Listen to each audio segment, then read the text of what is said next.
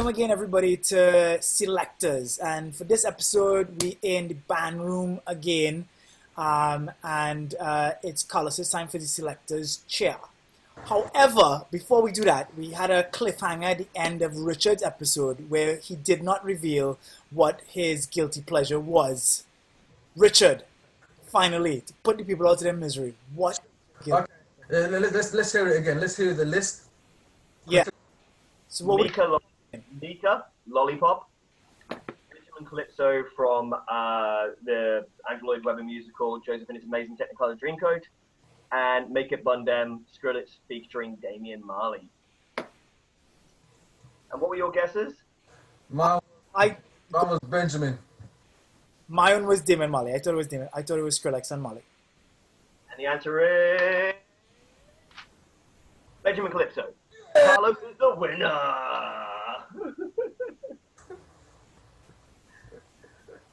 Yeah, no, it's a terrible song. I love it. It's really bad. It's not a good song. It's so bad.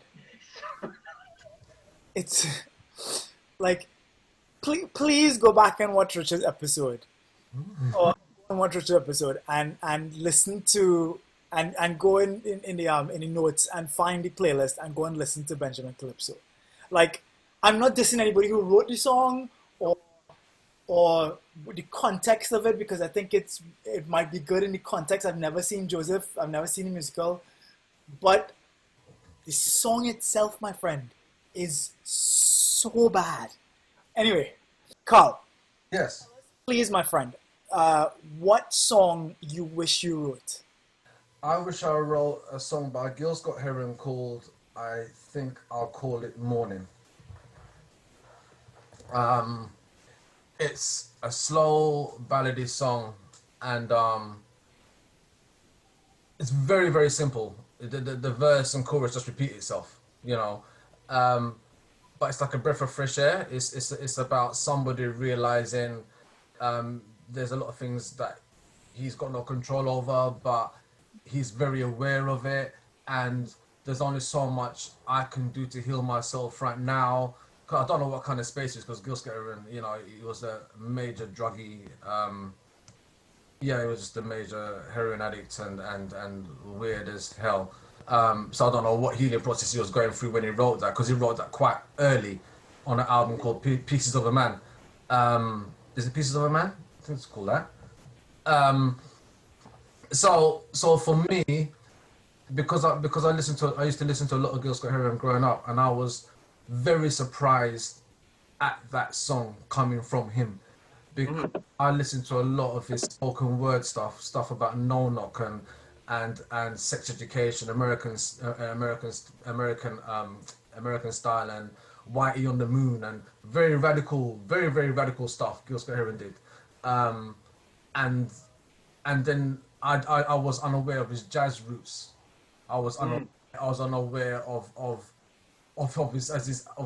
his ability to actually sing beautifully, and you know, and when you marry the beautiful lyrics as with his song and the tones and his keyboards and stuff, it's like, wow. Like you like when you listen to his live stuff, like him and the Amnesia Express and stuff, you're like, okay, I get it. And I was lucky enough to see him twice at Jazz. Oh, wow. So I was like, I was like losing my shizzle, man. I was like crapping and pissing myself because girls get a rose in front of me, and in the Jazz Cafe, he's just there, you know. But I think I call it Morning. It's one of those songs you can. It's one of those songs when you wake up and you think, you know what, the world is a beautiful place, and to be able to see color and hear and smell and taste and touch, it's just amazing. And when you get those moments, if you play that song, you're just like, yeah, and you just still, you know, it's just one of those songs in which you can be still and accept whatever you need to accept. Beautiful piece of music, man. It's a beautiful piece of music. Like, I just want to read the first 4 lines, right? I'm going to take myself a piece of sunshine and paint it all over my sky. Be no rain, be no rain. I'm going to take the song from every bird and make them sing just for me. Birds to teach us all about being free here. Be no rain, be no rain. Yo! Like, it's so simple but just beautiful, man.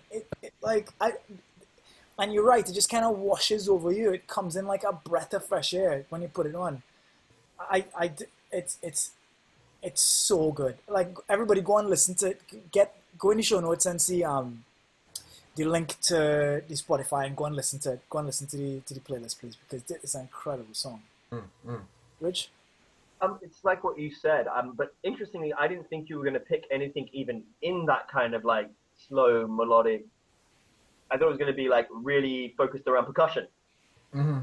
But I think that everyone has a song or two, and if they know how to find that for them, that is the ones that can wake you up in the morning, that can set you up for a day, that makes you feel all the right energy, that you understand that you've got your place in the world, and that's fine.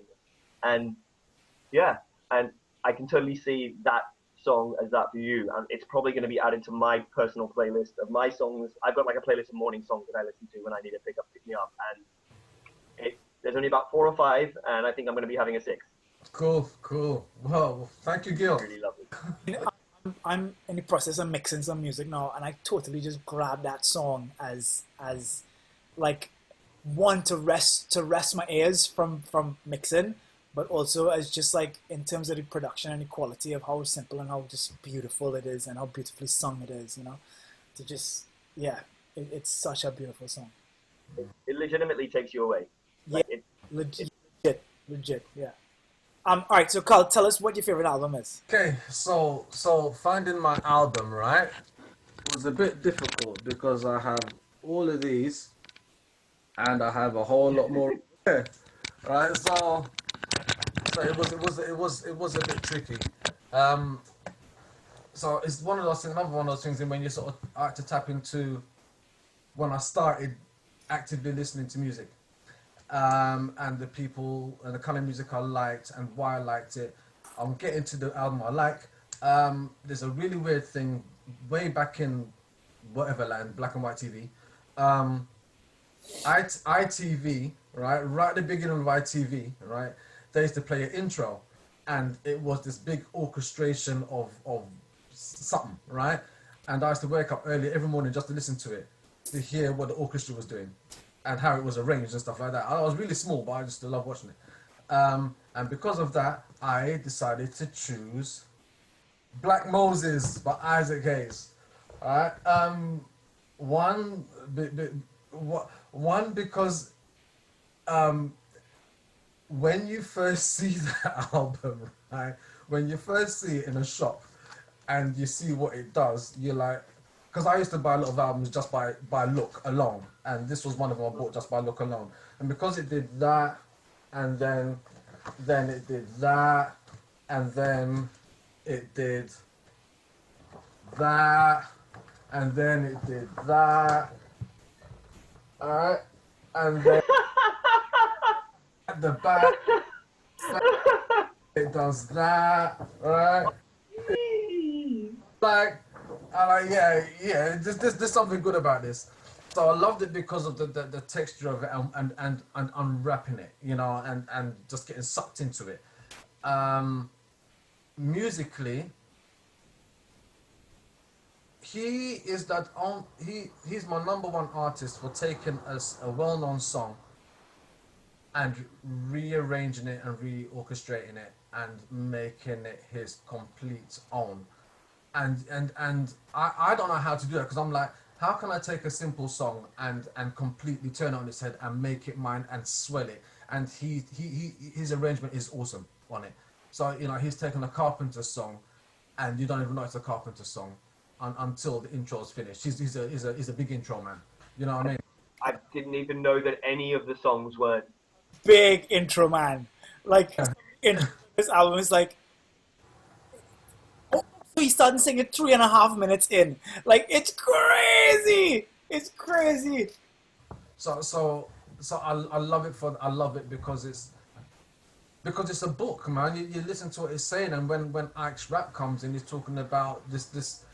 Ike is someone I think he featured on an album before. I think it was Hot Buttered Soul, when he did By the Time We Get to Phoenix and Walk On By and stuff like that. You'd hear these snippets of Ike's intro, Isaac Hayes' intro, and that in itself is pretty amazing, you know. But this album, because it's a double album, which makes it even better. That means he didn't have to take shortcuts. You know, he could leave as much track on it as he wanted to. Was good, and also because there's a track on it called Never Gonna Give You Up, and it was like a rare groove track. Yeah. When I used to go out back in the day, and it was soul, rare groove, and reggae and stuff. It's one of those, you know, classics that everyone just go completely crazy to. But yeah, his musicianship and the fact that he's an arranger, and he started off at Stax, and Stax is one of my favorite labels, because it wasn't Motown. Motown was a bit too smooth, too poppy. Stax just chucked out a whole lot of dirt and grit and didn't care. And rawness, you know, some of the tracks went, is that the track? Is it finished? They just churned people in again and again. And Isaac Hayes and they were behind. They were the guys behind it. Isaac Hayes, the Stack sound, he put in the church sound. Dun, dun, dun, you know, the Sam and Dave stuff. Yeah. So he's the one that put that key, the church keys in, right? And that was the Stack sound. So it was always him and David Porter writing all the time for everyone in the Stack studio. So and he's big guy. It's a shame that. Funny thing is that when he went to play Australia before he died, my friend goes, "Oh yeah, Isaac Hayes is coming over," and nobody knew who he was. What? Until my friend said, "You know, Chef from South Park, that's Isaac Hayes." Oh, okay. Yeah, so no one really knew who he was. Unless he said Chef from South Park. Jeez, Rich, that's a shame, man. That because like man's legacy and music and like, Rich, what do you want to say about the album? Well, hand on my heart, I did get introduced to Isaac Hayes through South Park. But I didn't know who he was, and then I looked him up because he had already had some good vocals in that. Yeah. And I was surprised about how much of the album from the other stuff I've heard was odd time signatures. And by odd, I mean the actual odd numbers, like 3 and 5 and stuff. Yeah. Not 8 over 6. Like, not. It was just, I was really surprised. And I really enjoyed it. And it always made me think that we don't have any 3/4 songs. And we should. There's definitely composed something around that. But the entire album, from beginning to end, I was able to sit down and chill and listen to. And I didn't realize it was redone of a lot of people's other songs. Yeah. So I didn't even know that until you told me. Like just then, I was like, "What?" And now I think that I'm very uneducated in music because I've never heard any Carpenters. You know the song. I like. Yeah, no, I know which song you're talking about. Yeah. But I just thought that was him too. I thought he must have made all the originals. But that's such a hard, complicated thing to do, right? Like Karlos, you're saying, is to take a song and make it your own completely. I was listening to the album, and then halfway through the song, I'd be like, "Hang on, I know this song," and but it took like halfway through the song to realize that he was referencing something else. It felt like he was doing a whole thing all on his own, a whole complicated new thing that didn't exist before. I mean, he's done covers of Backrack and David, right? And even then, you're like, those guys they did a lot of Dionne Warwick stuff, you know what I mean? And you're like, you're thinking, okay, those guys alone, David Backrack and stuff, made wicked music, wrote beautiful songs, did beautiful arrangements, but yet Isaac Hayes had to take it and mash it up. Like how do you do that? And he's a band man as well, so he'll have his brass section, he'll have his female section, which Barry White had Love Unlimited, he had Hot Buttered Soul, he had also. Go on. Oh, I was just saying, when I was listening to the album, I just assumed it was all going to be 3-4 minute pop songs. Oh, sorry. No, I didn't know. So I'm sitting there chilling, going like, And then I'm like, this is still going. This is epic. Yeah. So like if Like some of them are sorry. peeps, if you're gonna listen to this playlist and this album, settle in. Get yourself a cup of tea or a glass of wine or something, and settle in, and just make sure you have nothing to do Oh man, and just chill out and listen to this because it's a long one. But then the other question I had too, right, is as I was listening to it, and I guess it's just like the obviousness of modern life that we live in, where everything has to specifically relate to something else. So the name of the album is Black Moses. So I'm listening to it, and I'm thinking, he ain't saying nothing about God. He ain't saying nothing about Moses. He ain't saying nothing about religion. What? Why is this called Black Moses? And literally, like, every now and again, it come back to the front of mind and go, he has erroneously named this album Black Moses to mess. Why has he done that? And trying to solve it. Why is it called Black Moses, Carl? It's actually, if you can actually get the album art, right? It's actually here. I'll put up a picture. I'll try and get a picture of the album art. And this was written by the senior editor of Jet magazine. For those of you who don't know what Jet magazine is, it was a magazine like 70s, I think, to 80s to 90s. I think it's still going. A black music magazine, a black, art magazine. So it was him that wrote this lovely bio about Isaac. For me, I mean, I was told differently, but for me, it was called. I see it's called Black Moses because it was at a time when he was writing. It was a way forward for black people because there was a lot of black power going on, a lot of unrest going on, and at the time as well there was the Watts riots and stuff going on as well. Anybody can look at watch Watts, by the way. Anyway, it's like the Black Woodstock thing. Anyway, so he was part of that, and it was done by the Stax label. And so for me, it was like him help leading the black people of America, helping them to focus, to do better, to move forward, to help themselves. And because he had a big following, and that's because, he had a huge following.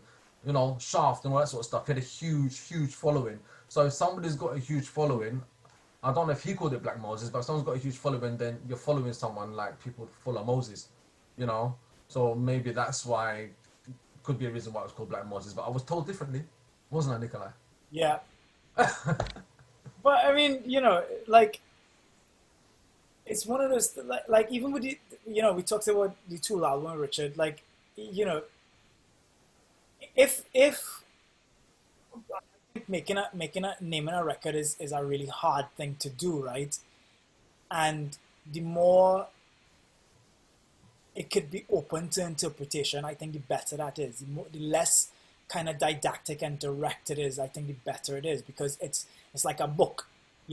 Reading a book is a really wonderful thing because you get to create the pictures in your mind from all the stuff that you know. So it becomes really personal to you. It's not like watching a film where it's very, very obvious what the thing is. It's somebody's idea visually of what that thing is. But with music, you get to add all the color and all the narrative and all the other stuff into it. All right, shall we jump into the last section, which is our guilty pleasures section? And so what we've done is we asked each member of the band to send us 3 songs, and the rest of us have to guess which song is their guilty pleasure. Today we have Karlos on guilty pleasure section. And so Carl, tell us what the 3 songs are. Okay, first song is Kool and the Gang, Joanna. Second song is Dr. Hook, Sharing the Night Together. Third song, Whitney Houston, One Moment in Time. Rich, want to tell us anything about any of those songs? Okay, so Kool and the Gang, right? I'm a fan of Kool and the Gang from way back in the early days as well, when they were just like a raw, funk, ridiculous kind of band. Which I found out later. When I was growing up, I knew the Kool and the Gang, the sort of Joanna stuff, and Celebration and all that sort of celebrate, all that kind of stuff, and Ladies' Night and blah blah blah blah blah blah. So for me, because I liked them at that point, and later on I understood where they came from. Um, that's why whenever I hear that song Joanna, I sort of think, okay, you guys are done good, you done well, and I can listen to it and then retrace my steps, going back, digging back into their catalogs to find out where they were, what they were doing, um, and also because I respect them for stuff they did back in there's a movie called Sweetback's Badass Revenge by Melvin Van Peebles, right? Yeah, Melvin Van Peebles, and it was like a major blaxploitation movie, really weird to look at and very arty, and a lot of people kind of didn't like it, but black people went there and liked it. And they no, they weren't. That was Earth and the Fire that did the music for that. It was Earth and the Fire. No, forget that. But yeah, but Cool and the Gang, that's why I like them, and that's why I got Joanna for that one. I think that's that nice, good non-answer that you just gave there. All right, what's the next one? The next one was Dr. Hook, Sharing the Night Together. My parents, like my dad would always listen to country music on a Sunday, right? He'd take out his gramophone and lay up, 5 records on top of each other. And back then it was cool to do that, but now anybody do that in my records, I'll give him such a slap. All right. So Lady records on top of each other? yes, you never seen a gramophone. So you lay them on top of each other, right? It would play the album, and then it would drop the other one on top. Oh yeah. Come around, and then it would drop another one on top, right? I thought you meant anyway. Go on. Sorry. Oh, my dad didn't know, the machine did it. So so in the growing up, there was this big move towards when country music was taking over pop, right? So pop was country music. So the Dolly Partons, the Kenny Rogers, and all that sort of stuff. And even if you listen to the Commodores, right, you can hear their country. Right? They did Commodores stuff. Some of their stuff, you're like, that's country music. You know what I mean? So Dr. Hook was country, but a bit more refined. Because the melodies were there. No, what I mean is it was country pop. So it was easy. It wasn't like dang, dang, dang, dang, dang, right? And also because of church as well, I had a lot of those old time country harmonies growing up in church. So and I love listening to harmonies. So Dr. Hook's Sharing the Night Together, beautiful song talking about loving somebody and all the rest of it, but you're having those harmonies and that country sort of thing on top of it. So my mom used to listen to this song all the time. And the bass, it's got a nice weight to it as well. The bass and the kick drum fit well in it. Last one was my Whitney Houston. One Moment in Time. I had a major crush on Whitney Houston when I was young, blah, blah, blah. Thought I was getting up seeing her, marrying her, blah, blah, blah, blah, blah. Got really upset when Bobby Brown married her, but Whitney not. me and you, Whitney. And so yeah, she's like one of my first like major megastar crushes, love you off, love you bad type thing. She's an amazing singer, and she went with the times. One Moment in Time is because she's a belter, right? But she can hold it, and the song grows and grows and grows, and then she just belts it and holds the note. Saving All My Love for You was one of my favorites, but that was a bit wishy-washy, and that was just like playing around and look what note I can hit. But One Moment in Time, there was more. It's like that sort of musical feeling that Richard has with his ones. It's that sort of swell that happens. And because I listen to cheesy radio, it's one of the tracks that they put on, and I just like crank it up when I'm driving. Rich, guess which one is his guilty pleasure? Well, originally I was going to go with Kool and the Gang, but I feel like his non-answer that he gave has swayed me to Whitney. It was a complete... So I'm on Whitney. That was an answer. So, You want to relive my life and you're still talking about? No, You started... I think totally it was that song was part of your growing up and part of Kool and the Gang being a party. Like, I totally think that. I think this is not your favorite song of theirs, and I think that also this is not your guilty pleasure song. Okay, what's your choice then? I think it's actually Sharing the Night. Sharing the Night is my guilty pleasure. Yeah. All right. All right, Carl, reveal, please. Oh, I thought no. Next scene. Oh, I ain't gonna review anything until next time round. Selector.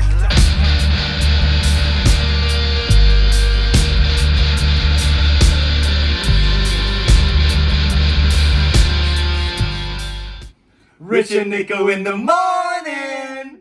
Like, share, and subscribe to all our videos. And if buy our shit and stuff. He's gonna keep laughing. But seriously, like, share, and subscribe. Thank you so much, guys. Come again next week, Tuesday. Peace.